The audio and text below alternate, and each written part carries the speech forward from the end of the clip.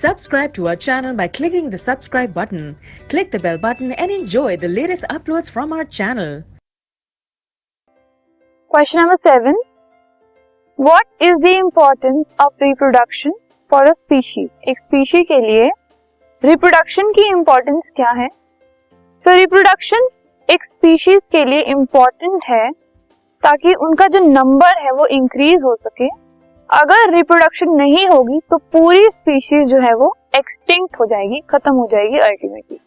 तो अगर वो reproduce नहीं करेंगे, new organisms की formation नहीं होगी, न्यू ऑर्गेनिजम्स की फॉर्मेशन नहीं होगी तो पुराने वाले ऑर्गेनिज्म अपना लाइफ स्पैन खत्म करके फिनिश हो जाएंगे और वो पूरी की पूरी जो स्पीशीज है वो खत्म हो जाएगी.